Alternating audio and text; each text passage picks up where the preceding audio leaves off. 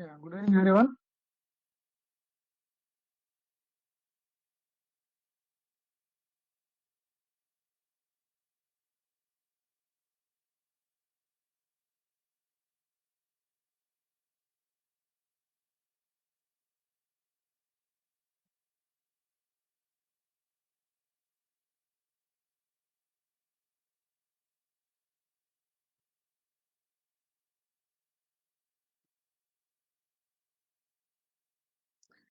Yeah, is my voice is audible?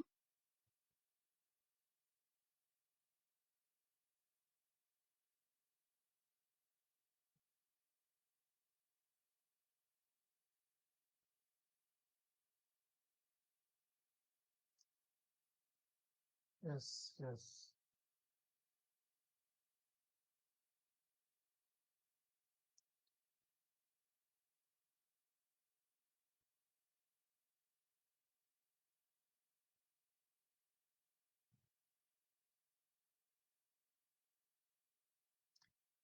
ठीक है. So हम शुरू करते हैं class. So yesterday we have seen types of antagonism. So in continuation with that, हम लोग आज देख लेंगे और नॉन कॉम्पिटिटिव एंटागोनिज्म. कल हम देखे थे कॉम्पिटिटिव एंटागोनिज्म. इसमें रिवर्सिबल कॉम्पिटिटिव है, इरिवर्सिबल कॉम्पिटिटिव एंटागोनिज्म है. आज हम देख लेंगे non competitive antagonism. Non competitive antagonism. So इसमें क्या होता है? सो इसमें antagonist bind to a different site on the receptor. So इसमें भी एक ही रिसेप्टर में दोनों बाइंड हो जाते हैं, agonist antagonist, but the sites are different. एक ही रिसेप्टर में अलग अलग जगहों पे बाइंड हो जाता है. The antagonist bind to a different receptor. हम उसको एलोस्टेरिक रिसेप्टर बोलते हैं. जो नॉर्मल बाइंड हो जाते हैं उसको हम आर्थोस्टेरिक बोलते हैं. डिफरेंट रिसेप्टर्स को हम बोलते हैं allosteric. Generally the normal antagonist will bind at the orthosteric receptors, but in the non-competitive antagonism, antagonist bind at the different site on the same receptor. हम उसी को एलोस्टेरिक रिसेप्टर, एलोस्टेरिक साइट बोलते हैं. Allosteric site मतलब एक receptor में दो site, मान लो दो साइट होगा, एक तो एलोस्टेरिक हो गया और दूसरा तो आर्थोस्टेरिक हो गया. ये बाइंड होने के बाद क्या करते हैं एंटागोनिस्ट? एगोनिस्ट को रोक लेता है, बाइंड होने के लिए रोक लेते हैं. So this is the main thing that is present in the non competitive antagonism. So in this type, the antagonist effect cannot be overcome, by increasing the concentration of agonist. तो तुम जितना भी एगोनिस्ट कॉन्सेंट्रेशन को increase करेगा तभी भी it cannot be overcomed, because the action, the occupancy of antagonist is on the other side of the same receptor. They cannot bind at the same site.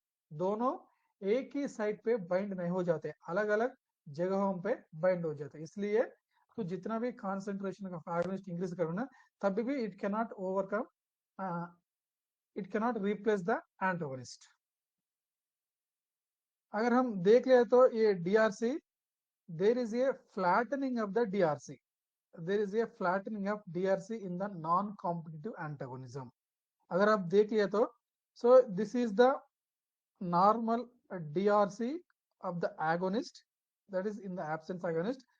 अगर हम नॉन कॉम्पिटिटिव एंटागोनिस्ट को add किया और थोड़ा थोड़ा concentration को हम बढ़ते जा रहे हैं, अभी क्या होगा?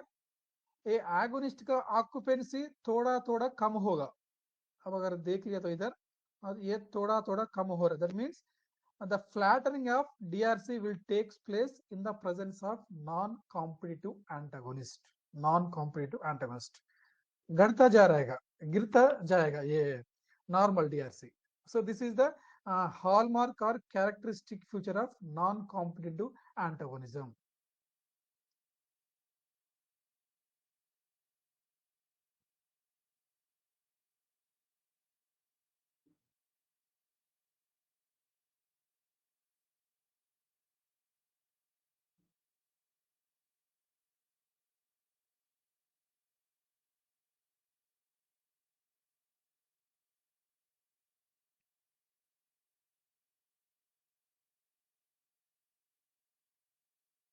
कोई सर अगर आयोनिस्ट एंटागोनिस्ट अलग अलग जगह पे बाइंड हो गए तो इफेक्ट क्या होगा? इफेक्ट क्या होगा मतलब अलग अलग जगहों पे एक रिसेप्टर में बाइंड होगा। अभी एंटागोनिस्ट क्या करेगा? एगोनिस्ट को बाइंड करने से रोक लेगा, बाइंड करने से रोक लेगा। ठीक है।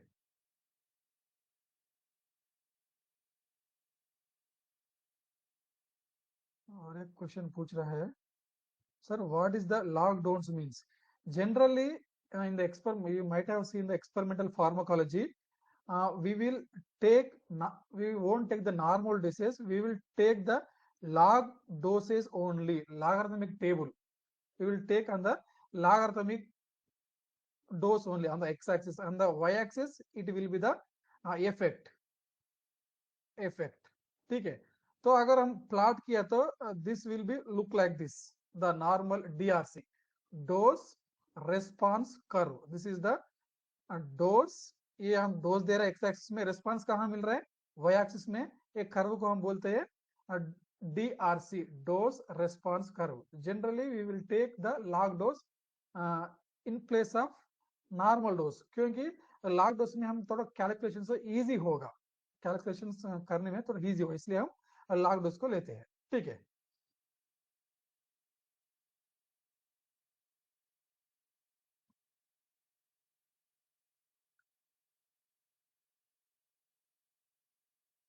सर रिपीट कर दीजिए। नॉन नॉन कॉम्पिटिटिव एंटागोनिस्ट में क्या होगा? एगोनिस्ट एंटागोनिस्ट दोनों अलग अलग जगहों पे एक ही रिसेप्टर में अलग अलग जगहों पे बाइंड हो जाएगा। बाइंड होने के बाद एंटागोनिस्ट क्या करेगा? एगोनिस्ट को बाइंड करने से रोक लेगा, रोक लेगा। सो this is the normal concept in the non competitive antagonist. इसलिए पहले एगोनिस्ट का हम नॉर्मल डीआरसी लिया, बाद में नॉन कॉम्पिटिटिव एंटागोनिस्ट दे दिया। अभी नॉन कॉम्पिटिटिव एंटागोनिस्ट क्या करेगा? ये बाइंडने के लिए रोक रोक लेगा। अगर बाइंडिंग नहीं हुआ तो हमको रिस्पांस कहाँ से आएगा? बाइंडिंग होने के बाद ही हमको रेस्पॉन्स मिलता है। अगर बाइंडिंग नहीं हो रहा है, इसलिए हमको रेस्पॉन्स भी थोड़ा थोड़ा घट जाएगा, क्योंकि एंटागोनिस्ट बाइंड होने में रोक लेगा। इसलिए the response will be decreased. अगर तुम मैक्सिमम इफेक्ट देख ले तो मैक्सिमम इफेक्ट थोड़ा थोड़ा कम हो जाएगा। ठीक है।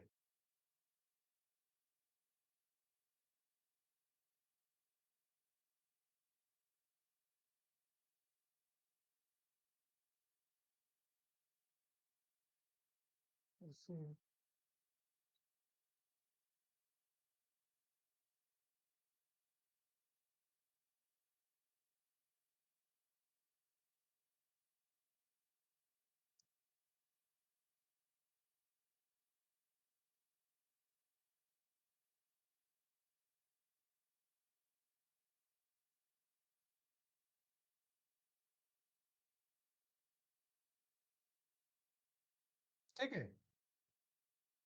अब हम एक क्वेश्चन ले लेंगे इसमें।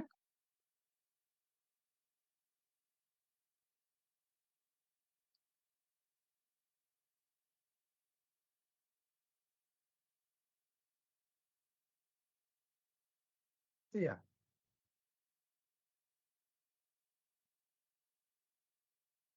ऑर्थोस्टैटिक मीन्स नॉर्मली एक क्लासिकल बाइंडिंग साइट को हम ऑर्थोस्टैटिक बोलते हैं। अगर दूसरा बाइंडिंग हो तो हम एलोस्टेरिक बोलते हैं। उसमें कुछ भी नहीं है, खाली नाम से डिफरेंट है वो। या I will read the question. A drug which does not produce any action by itself but decrease the slope of log dose response curve and suppresses the maximal response to another drug is।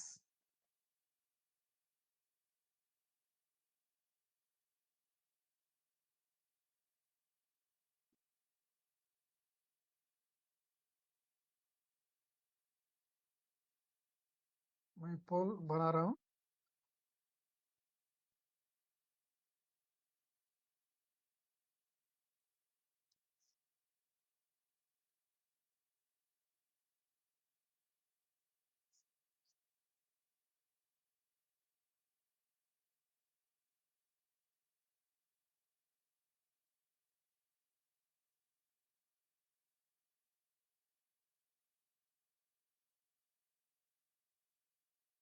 क्या ज्यादा लोग सही उत्तर दिया।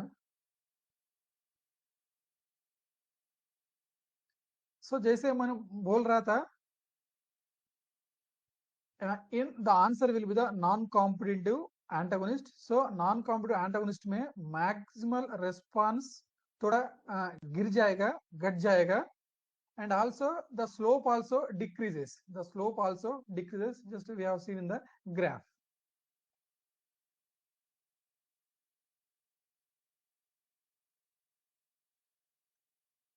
और एक question ले लेते हैं।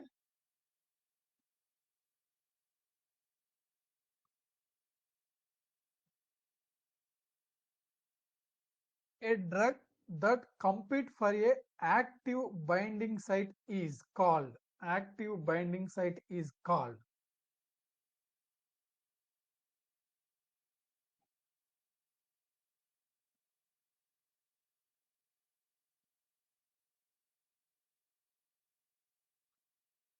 पोल लगा रहा हूँ।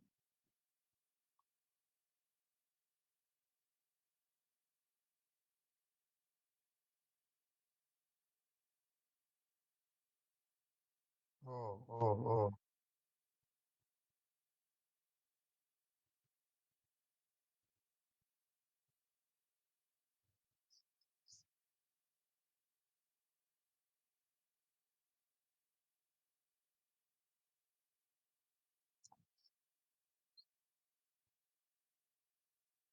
यस, ज्यादा लोग सही जवाब दिया।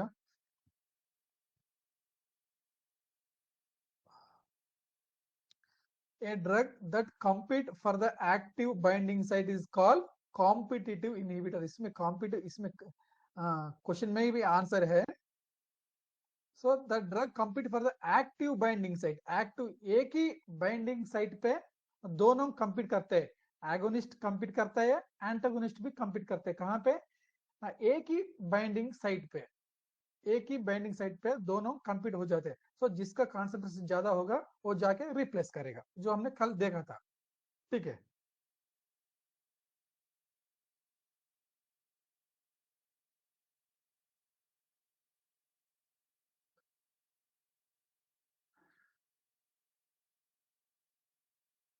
यस यस, ठीक है।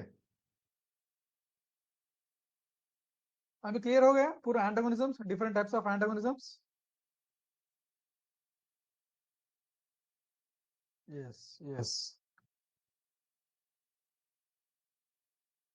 या हाँ, या एक और एक चीज, ये नॉन कॉम्पिटिटिव एग्जाम्स में हम नहीं देखे। The examples for non competitive antagonisms are simple, acetyl choline and decamethonium, decamethonium। This is the best example for non-competitive antagonisms. So they will act at NMJ, at मतलब neuromuscular junction, neuromuscular junction, where mostly nicotinic receptors present, nicotinic receptors are present in the NMJ. So this is the classic example for non-competitive inhibitor, acetylcholine and decamethonium। Clear?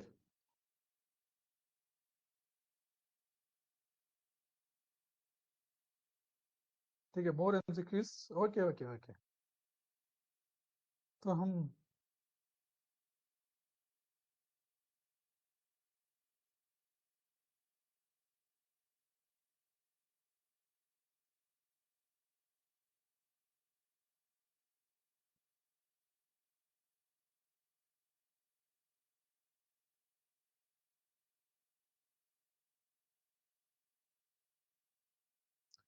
so the next topic that we are going to discuss is the factors modifying drug action।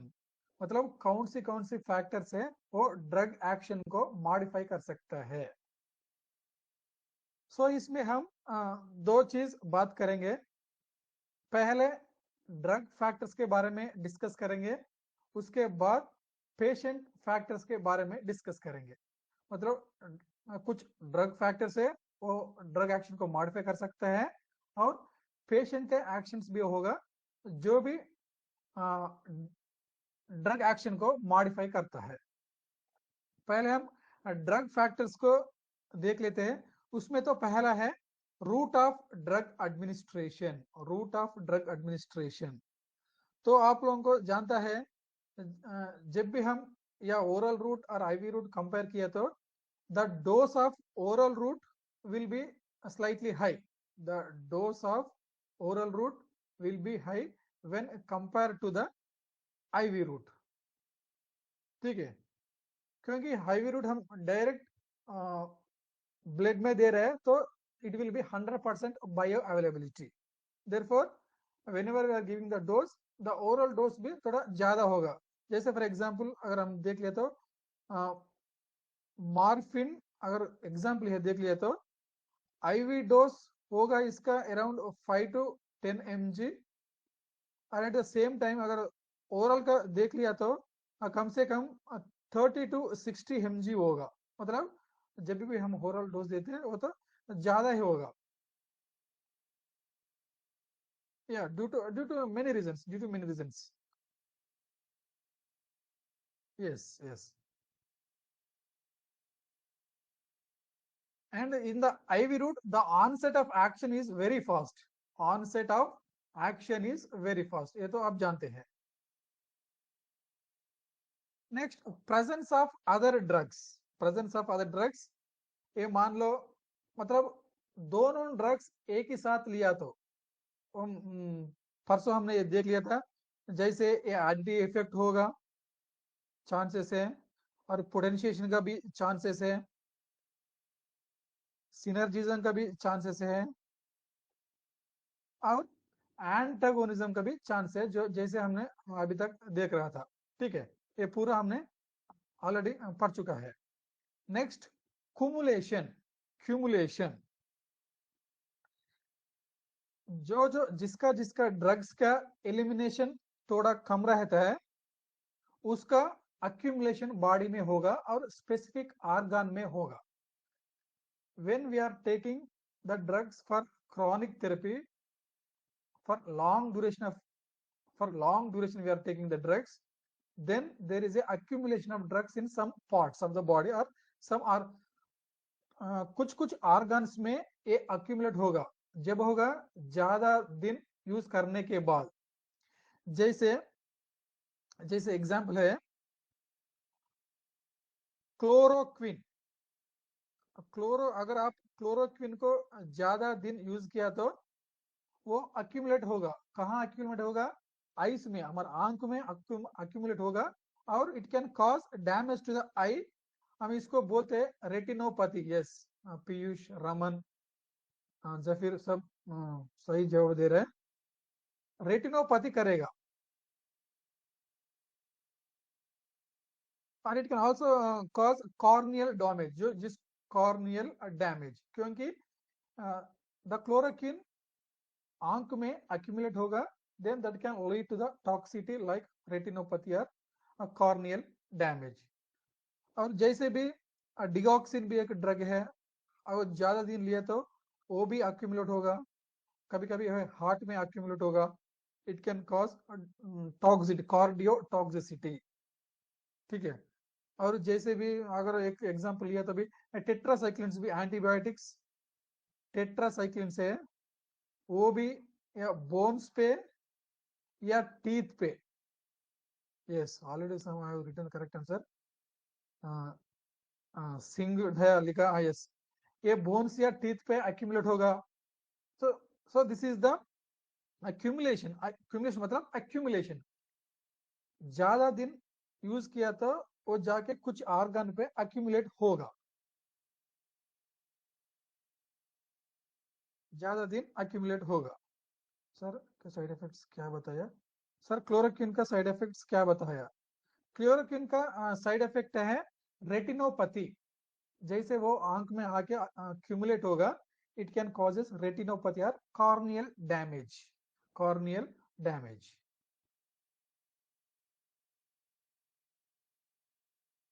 ठीक है,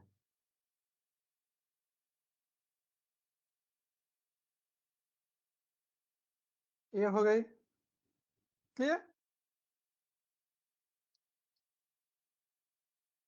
yes yes, chelates from calcium causes both discolouration. Yes yes, हाँ cumulation मतलब accumulation जैसा है ये, same. वहां deposit होगा, वहां जाके डिपॉजिट होगा। ठीक है,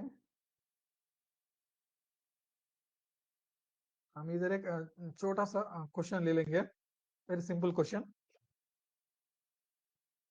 Drug accumulation is the basis of organ toxicity of the following drug when used for prolonged periods.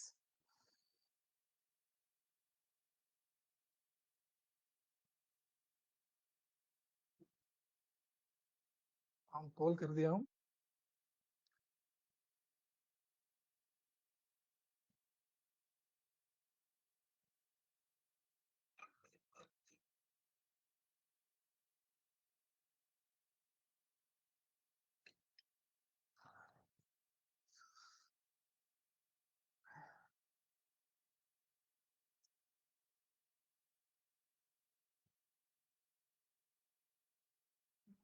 Piyush Raman Prabhanjan stood in the first 3 places। तो अभी अभी हम बता रहे हैं, drug cumulation mainly it causes organ toxicity. The best example you can quote is the chloroquine। chloroquine chloroquine का और एक इम्पॉर्टेंट चीज है, दिस क्लोरोक्विन जैसे मैंने बता रहा, क्लोरोक्विन का वॉल्यूम ऑफ डिस्ट्रीब्यूशन बहुत ज्यादा रहेगा। When we discuss the pharmacokinetics, फिर भी हम देख लेंगे वहां पूरा इन डिटेल में।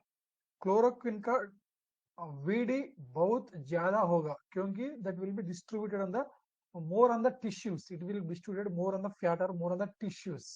That is also one of the characteristic feature of chloroquine. ठीक है, हम बायोफार्मास्यूटिक्स से पूरा पढ़ लेंगे, और क्यूमुलेशन फिर से आएगा, ये पूरा अब्जॉर्प्शन डिस्ट्रीब्यूशन मेटाबॉलिज्म एक्सक्रीशन हम पूरा पढ़ लेंगे नेक्स्ट क्लास में, शायद नेक्स्ट या उस नेक्स्ट क्लास में हम बायोफार्मास्यूटिक्स पढ़ेंगे, फार्माकोकाइनेटिक्स साथ साथ बायोफार्मास्यूटिक्स पढ़ लेंगे। ठीक है,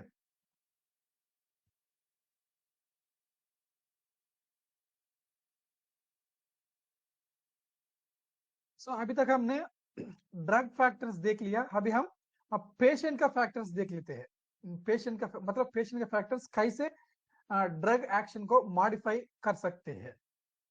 पहला अगर देख लिया तो एज,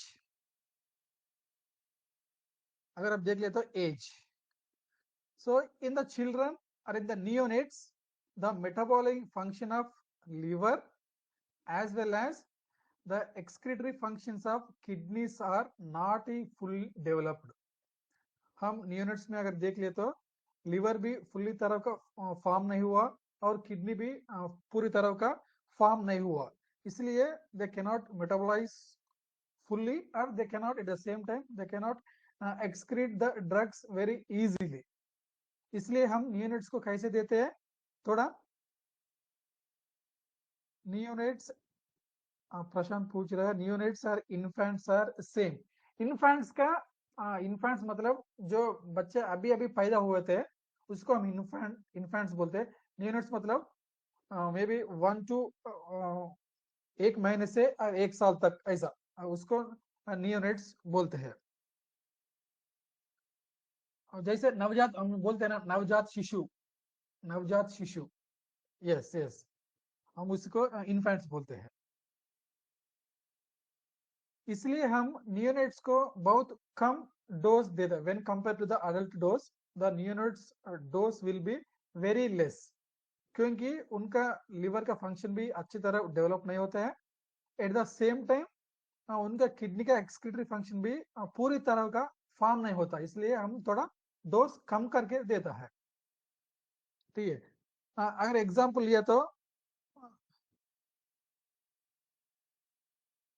क्लोरोमफेनिकल, आप तो जानते हैं इसको, क्लोरोमफेनिकल ये एंटीबायोटिक है। ये ड्रग ये एंटीबायोटिक कुछ भी अब थोड़ा भी ज्यादा हो गया ना इन्फेंट्स में, then that will causes one syndrome. Can anybody guess? Chloramphenicol कौन सी? Yes, yes, moin. Yes, yes, gray baby syndrome, right? gray gray baby syndrome produce करेगा क्योंकि the metabolizing functions of liver are not fully developed. Liver का functions पूरी तरह का full develop नहीं होते हैं, इसलिए कभी कभी क्लोराम्फेनिकल बच्चों में और इन्फेंट्स में और नवजात शिशु में ये ग्रे बेबी सिंड्रोम का एडवर्स ड्रग रिएक्शंस हम कभी कभी देख सकते हैं। जीपैट में था सर ये क्वेश्चन, या अच्छा जीपैट में पूछा था, ठीक है ठीक है। जब हम क्लोरोफेनिकल देख लेंगे ना तब हम ये साइड इफेक्ट देख लेंगे। जैसे हम एग्जांपल इधर दे रहा हूं,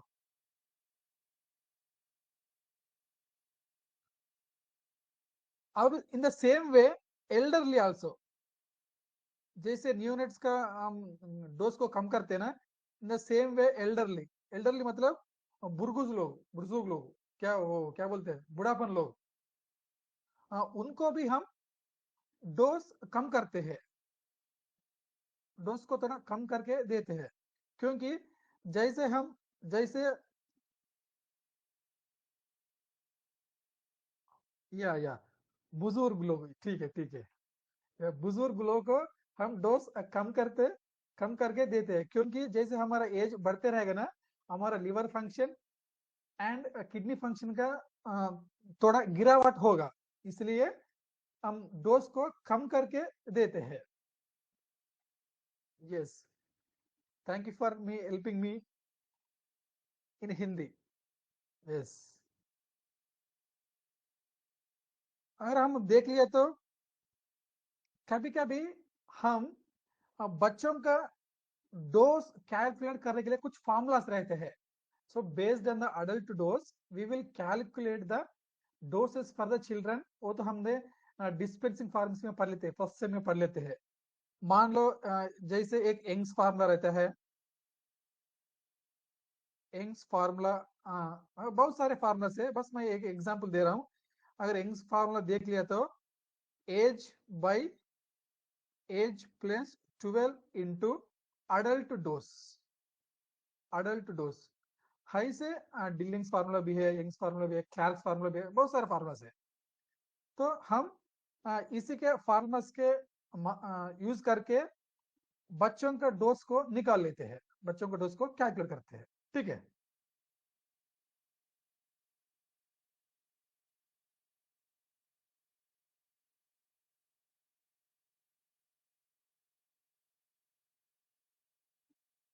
सर टेराटोजेनिसिटी ग्रे बेम सिंड्रोम होता है, टेराटोजेनेटिक अलग है, ग्रे बेम सिंड्रोम अलग है, दोनों अलग अलग है।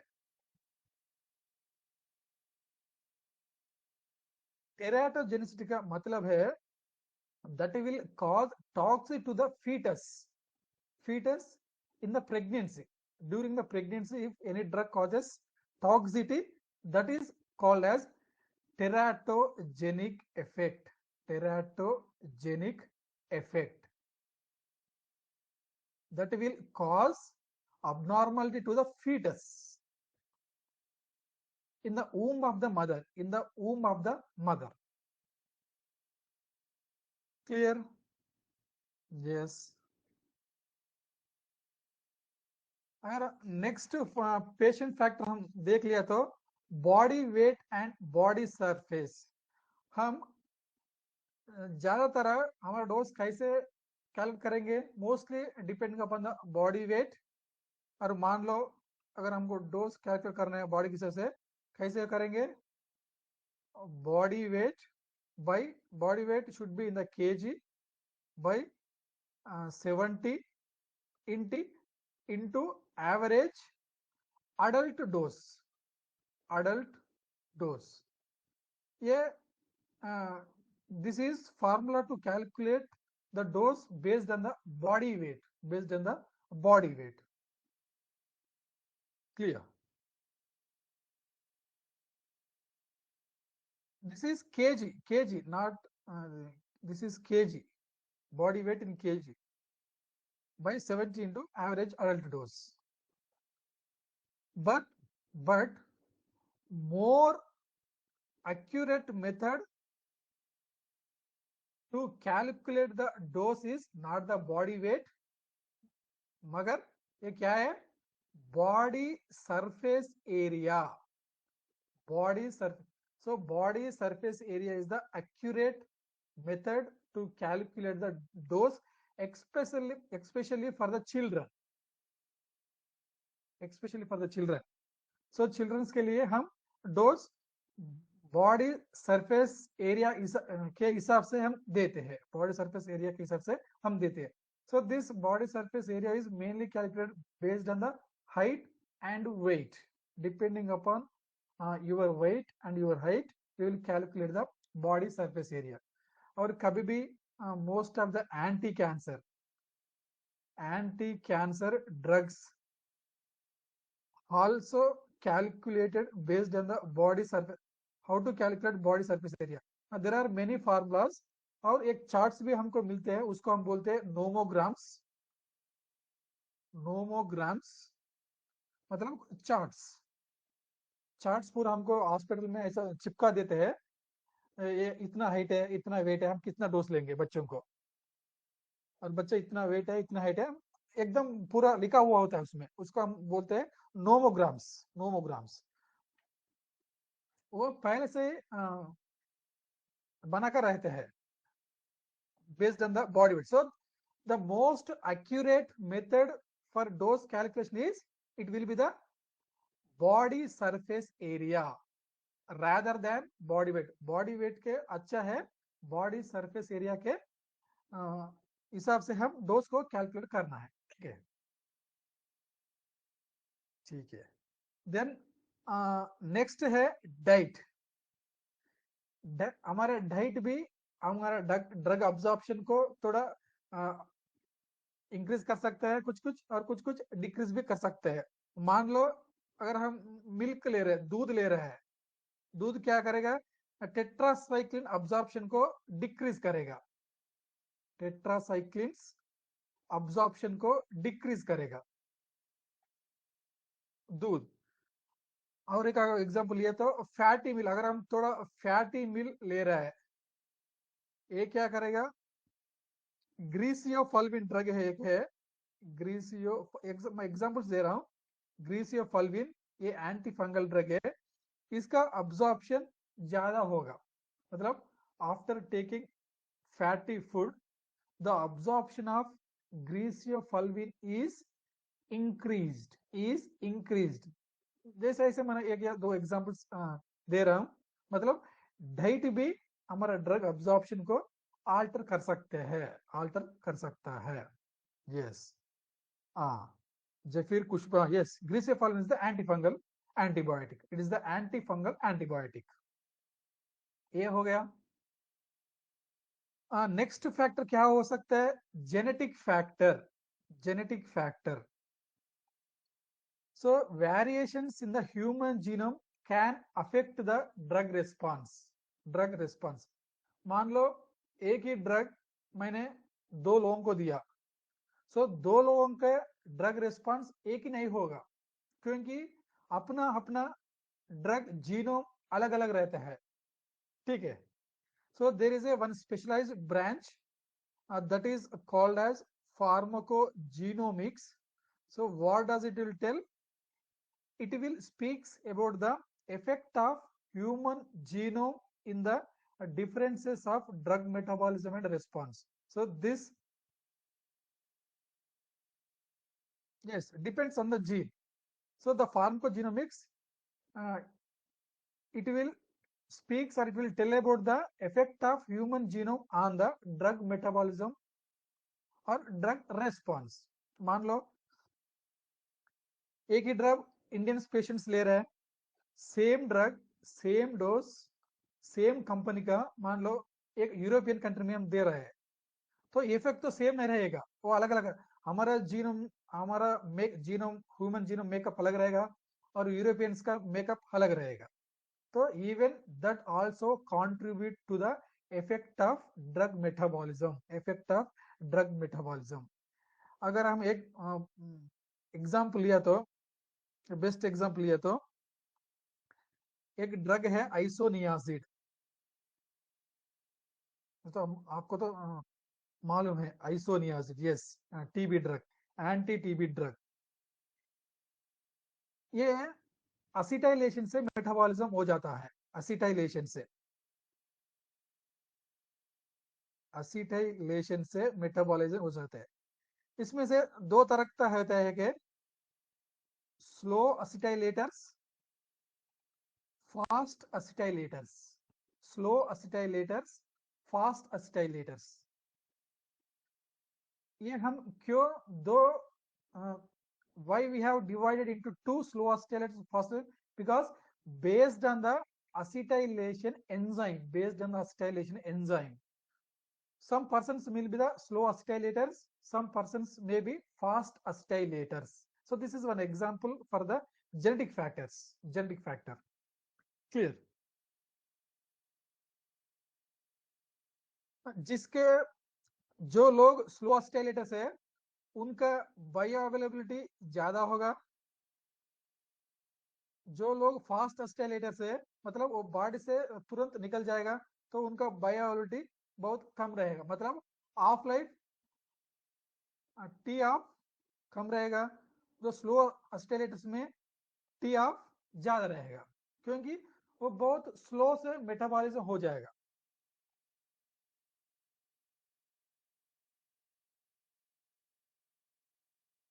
Yes yes, it is my part of pharmacogenomics, clear. ये क्लियर है, अब तक क्लियर।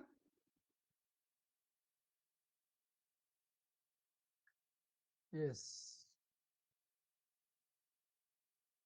इसमें कुछ नहीं है, इसमें तो ज्यादा समझाने का कुछ नहीं है, जो जनरल थिंग्स। हाँ, अब एक क्वेश्चन ले लेंगे। Which of the following is the most accurate method for calculating drug doses in children?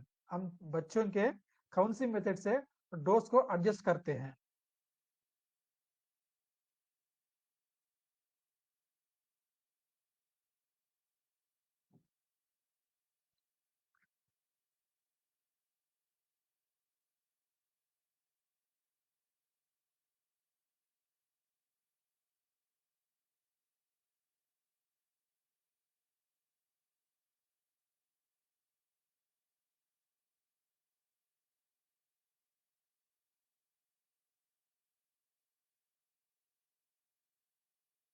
ओ,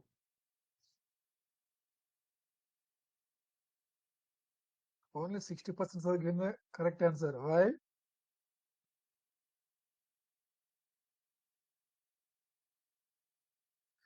मैंने पूछा था most accurate method, most accurate. हम वेट ऑफ द चाइल्ड से भी निकालते हैं, वेट ऑफ द चाइल्ड से भी निकालते हैं, but what could be the most accurate method? then the appropriate answer will be the body surface area। अभी अभी मैंने बोला था body surface area is the most important, most accurate method for calculating the drug dosage, especially in the children। और anti cancer का, anti cancer drugs भी, few of the anti cancer drugs also calculated based on the body surface area, clear। Weight भी, weight of the child भी कर सकते हैं, ये भी है, बट ये सही कब होगा? अगर इधर बॉडी सरफेस एरिया का ऑप्शन नहीं होता, तब ये वेट ऑफ द चाइल्ड सही होगा। अगर दोनों है, then we should go for the most appropriate one. We have to choose the most appropriate answer among the following, clear। Yes, ये हो गया ना?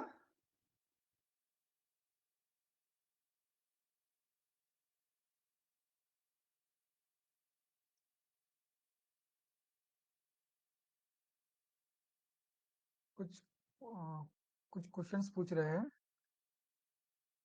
मोहिन महमूद, सर स्लो एसिटाइलेटर्स में ऑफ लाइफ ज्यादा होगी, और फास्ट एसिटाइलेटर में कम, यस यस, स्लो एसिटाइलेटर्स में, एसिटाइलेटर्स में ज्यादा होगा, टी ऑफ ज्यादा क्यों ज्यादा होगा?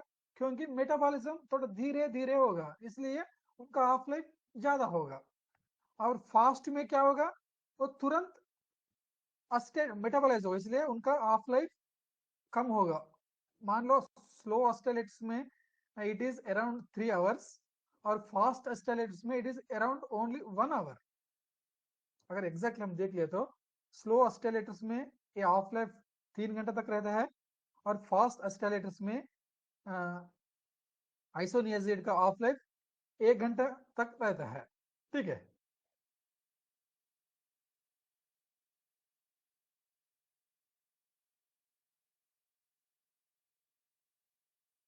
Is this clear?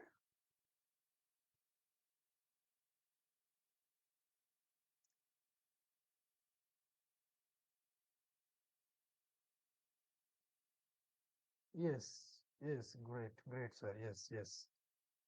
Then we'll forward to another question.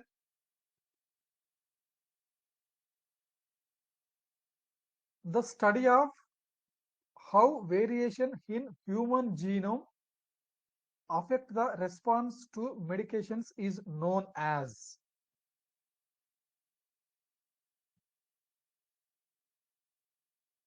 मैं पोल रखा हूँ, जल्दी जल्दी आंसर दे दो। ओ,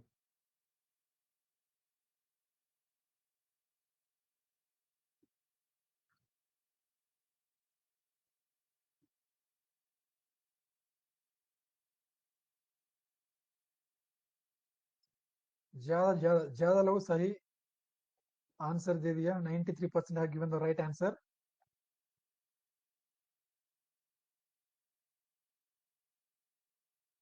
अभी भी मैंने पढ़ा। So the effect of human genome on the drug metabolism is known as the pharmacogenomics. The right answer is A, pharmacogenomics. Clear?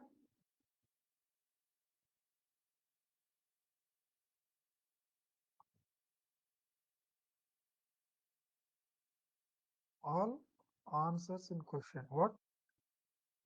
Rushikesh, क्या? You are asking something?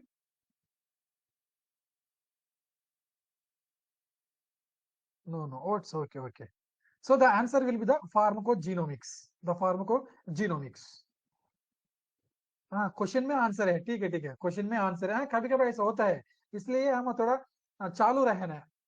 कभी कभी आंसर क्वेश्चन में मिलता है हमको, कब हम थोड़ा सा ध्यान देकर पढ़ लिया तो हमको आंसर वहीं पे मिलता है। कुछ कुछ क्वेश्चन ऐसे ही मिलता है। There should be presence of mind. तुम जब एग्जाम लिखते हो ना, that should be a very very calm, peace, presence of mind होना चाहिए। तो पढ़ने का जरूर नहीं है, अगर तू पढ़ा भी आंसर दे सकता है, कैसे? थोड़ा थोड़ा दिमाग लगे तो you can answer the questions. There will be some few questions will be like that only. Yes yes.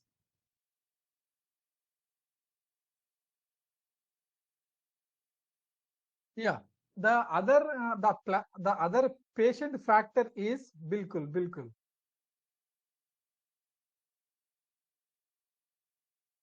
There are another factor or effect that is called as a placebo effect. Placebo effect, placebo Latin term है, इसका मतलब है I will please, I will please. So placebo, what is a placebo? It is a dummy medicine. ये dummy medicine है, मतलब उसमें कुछ नहीं रहता है, उसमें कुछ भी नहीं रहता, कुछ कुछ ड्रग नहीं रहता, कुछ भी नहीं रहता, ये डमी मेडिसिन है। मान लो उसमें कभी कभी शुगर टैबलेट्स देते हैं हम, शुगर टैबलेट्स, या simple water injection, distilled water for injection, water for injection, ये भी हम कभी कभी देते हैं। So this is mainly psychological effect, psychological effect. कभी कभी पता है, ड्रग हम कुछ भी नहीं देते हैं, जो लोग बीमार है उनको देते हैं, थोड़े दिन के थोड़े दिनों के बाद उनका बीमारी ठीक हो जाता है, मगर हमने कुछ ड्रग नहीं दिया फिर भी ठीक हो जाते हैं। कैसे? ये पूरा साइकोलॉजिकल बिहेवियर है, पूरा साइकोलॉजिकल बिहेवियर। और कुछ लोग सोचते हैं, कुछ मरीज लोग, some of the patients will prefer to go to a specific doctor only, अगर उनके पास गया तो उनका इलाज ठीक हो जाता, दूसरे डॉक्टर जाके पास गया तो वो भी अच्छा डॉक्टर है, फिर भी वो लोग सोचते कि उनके पास गया तो उनका बीमारी ठीक नहीं होगा। तो so that is the completely mindset of the patient, mindset of the patient. So इसमें प्लेसिबो भी ऐसा ही इफेक्ट है, इसमें कुछ भी ड्रग नहीं रहता फिर भी ठीक हो जाता है। So that is called as dummy medicine, dummy medicine, ये भी एक इफेक्ट है।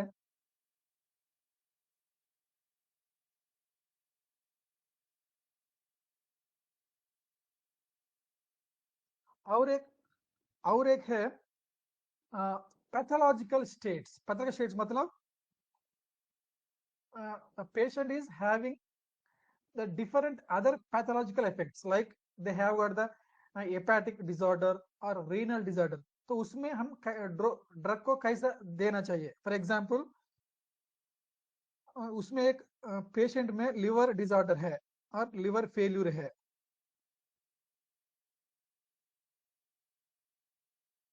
तो मेटाबॉलिज्म क्या होगा? घट जाएगा। Metabolism of the drug will be decreased because the liver is not functioning well, the liver is not functioning well. So in that cases we have to reduce the dose, we have to reduce the dose and give to the patient. In the same way, in the same way, kidney kidney disorders also, or kidney failures disorder में भी हम क्या करेंगे, इसमें clearance कम होगा, तो we have to reduce the dose, we have to reduce the dose. जो भी लिवर फेल्यूर में और किडनी डिसऑर्डर में we have to decrease the, we have to decrease the dose and give to the patient.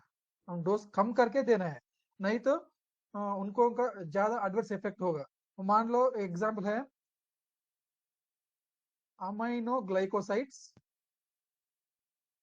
Amino glycosides अब हम kidney patients को दे रहे हैं, तो हम डोज कम करके देना है, नहीं तो उन लोगों को हम क्या करें, क्या हो सकते हैं, नेफ्रोटॉक्सिसिटी, नेफ्रोटॉक्सिसिटी होने का चांसेस ज्यादा बढ़ेगा, और भी ओटोटॉक्सिटी, ओटोटॉक्सिसिटी भी आने का चांस है, क्योंकि जिसका किडनी फंक्शन नहीं हो रहे ना, इसलिए जब भी हम अमाइनो ग्लाइकोसाइड देते हैं उनका we have to reduce the dose of aminoglycosides, नहीं तो उनका क्या होगा, क्या असर पड़ेगा, उनको नेफ्रोटॉक्स भी हो सकता है और ऑटोटॉक्सिसिटी भी होने का चांस है, होने का चांस है। ये ओटोटॉक्सिटी माइंड पूछ रहे हैं, ototoxic means hearing loss, ototoxic means the toxic to the hearing loss, it will affect the hearing, that is called as ototoxicity. Mainly aminoglycosides will have nephrotoxicity and ototoxicity. Yes, tinnitus, the symptom is tinnitus। कोई आदमी तुमको जोर से कान में तुमको मारा है, एक अलग अलग सा साउंड हमको आएगा ना, गुर्र करके, हम उसको बोलते हैं टिनिटस, टिनिटस साउंड। यस, उसको हम बोलते हैं tinnitus, that is called as ototoxicity, ototoxicity.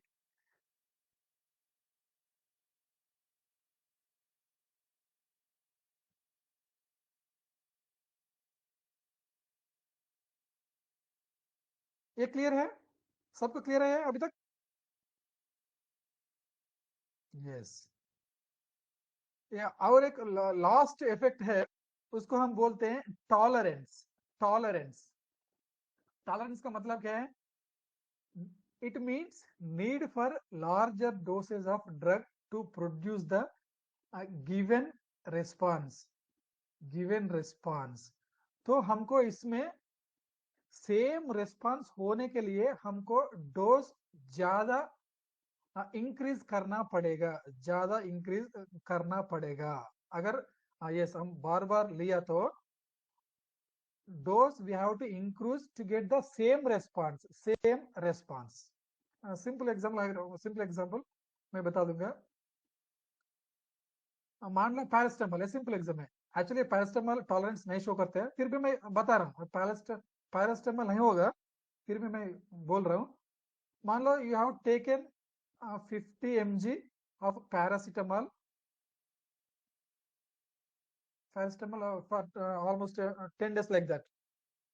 10 दिन तक आप पैरास्टामोल का 5 mg ले लिया, आपका जो भी आपका बुखार है वो कम हो गया। On the 11th day even if you took the 500 mg, तुम्हारा बुखार कम नहीं होगा। अब हम क्या करेंगे, डोज को हम इंक्रीज करना पड़ेगा to give the same response. वो बुखार को कम करने के लिए हम डोज को इंक्रीज कर रहे हैं, डोज को इंक्रीज कर रहे हैं in order to reduce the, in order to get the same response. That is called as the tolerance। That means in order to show the same response we have to increase the dose, we have। so ये कब होगा, ज्यादा दिन हम एक ही drug को use करें ना, तब ये इफेक्ट होगा, तब ये इफेक्ट होगा। मान लो एग्जांपल्स, ये पैरासिटामोल एग्जांपल नहीं है, बस ऐसे मैंने बोला आपको समझने के लिए। एफिड्रिन है, एफिड्रिन ये तो नाजल जी का डी कंजेस्टेंट है, नाजल डी कंजेस्टेंट। मतलब जब भी तुम्हारा नाक ब्लॉक हो जाता है ना सर्दी की वजह से और किसी की वजह से, तब हम नाजल जी डी कंजेस्टेंट लेते हैं, उसमें एफिड्रिन रहता है। और ज्यादा when you use this drug for more than a month, then it will show the tolerance। तब हम उसको डोज को इंक्रीज करना पड़ेगा, इंक्रीज करना पड़ेगा, क्योंकि ये टॉलरेंस इफेक्ट शो कर रहा है। ठीक है। हाँ, और कुछ ऑर्गेनिक नाइट्रेट्स भी है, ऑर्गेनिक नाइट्रेट्स। हम इसको हम एंजाइना में यूज करते हैं, एंजाइना पेक्टोरिस में ऑर्गेनिक नाइट्रेट्स भी कभी कभी टॉलरेंस शो हो जाता है। Nasal decongestion, phenylephrine, yes phenylephrine ephedrine, ज्यादा ड्रग्स है या एक सबलिंगुअल रूट नाइट्रोग्लिसरिन। सही है। So best examples for the tolerance is ephedrine और some of the organic nitrates. देखता हूँ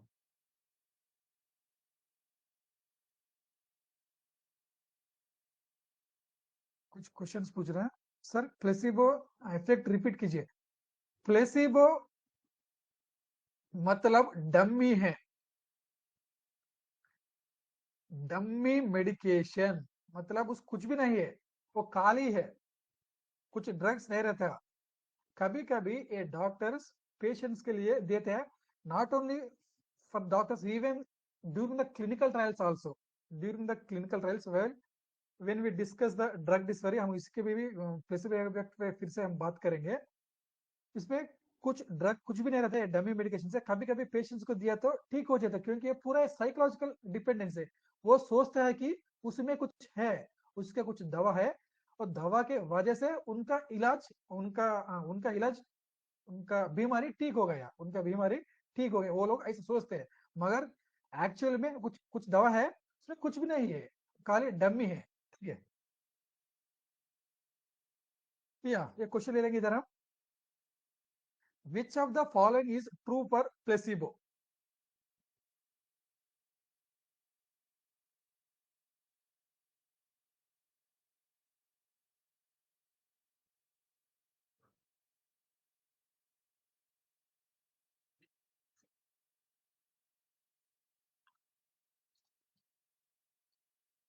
ये तो सब लोग सही करेगा, सही आंसर देगा, क्योंकि अभी अभी मैंने 2 3 4 बार एक्सप्लेन किया हूँ। Yes yes. Oh 99 99% has given the correct answer। So the answer is placebo का मतलब है इट्स ए डमी मेडिकेशन, ये तो डमी मेडिकेशन है। अगर सेकंड ऑप्शन आप देख लिया तो placebo is the inert material added to the drug for making tablets, ये नहीं है। हम टैबलेट्स मेकिंग में इसको यूज नहीं कर सकते हैं। That is called as the excipients, the inert material which are added during the tablet making, those are called as the excipients, not the placebo. Placebos produce pharma effect, no it doesn't produce. All patients respond to placebo, all patients नहीं respond क्यों होते हैं, नहीं respond करते क्योंकि उसमें drug ही नहीं है, उसमें दवा है ही नहीं। कैसे respond होगा, कुछ कुछ लोग respond होगा क्योंकि उनका साइकोलॉजिकल बिहेवियर से वो लोग respond होगा। सब लोग respond नहीं होते हैं क्योंकि उसमें ड्रग ही नहीं है।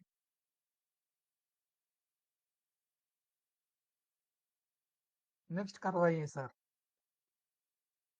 ठीक है, और एक क्वेश्चन ले लेते हैं, वन मोर क्वेश्चन, और टाइम भी थोड़ा है, ठीक है।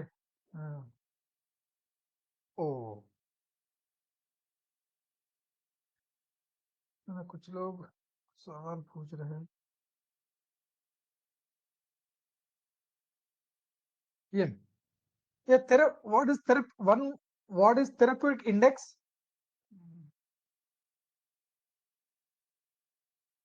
सर एरोस्टेरिक no learners,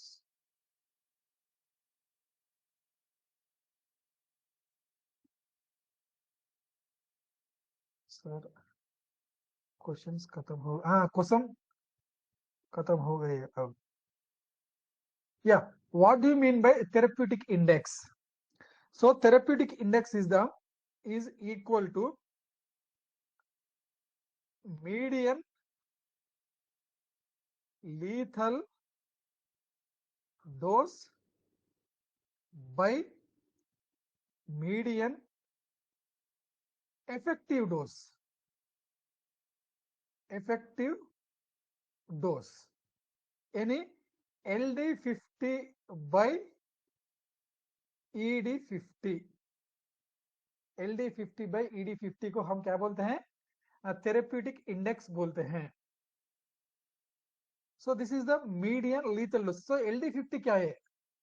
generally this will be, we will take for the experimental animals.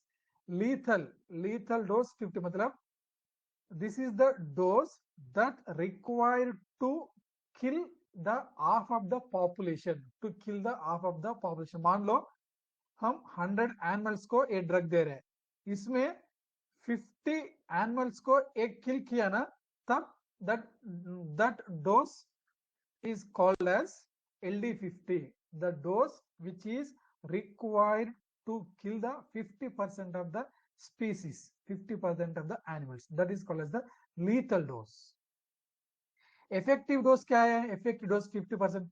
so this is the dose at which 50% of the population, 50% of the population, 50% patient, whoever, 50% of the patients are getting benefited, are getting benefited from this drug, that is called as ED50 effective dose। मतलब 50% के लोग पे ये effective show कर रहा है। so that is called as the ED। ED means effective dose। ED का मतलब है effective dose, LD का मतलब है lethal dose। ED का मतलब है effective dose, LD का मतलब है lethal dose। ठीक है। So always the therapeutic index should be more. If there is a more therapeutic index, that is called as safer। So why we will use therapeutic index? In order to know the margin, safer margin, to know the safer margin। LD, LD मतलब lethal dose, LD का मतलब है lethal dose, ED का मतलब है effective dose. E मतलब effective, D मतलब dose. इधर एल मतलब लीथल, डी मतलब dose, lethal dose by effective dose. So हम क्यों इसको कैलकुलेट करते हैं? From this we can know the margin of safety, mainly safety के लिए यूज करते हैं। ठीक है, तो कल इसको हम थोड़ा एक या दो एमसीक्यूज इसमें ले लेंगे कल। ठीक है, क्लियर, ओके ठीक है। चलो फिर नेक्स्ट क्लास में मिलते हैं। Good night, good night everyone. Good night, good night. Thank you, thank you.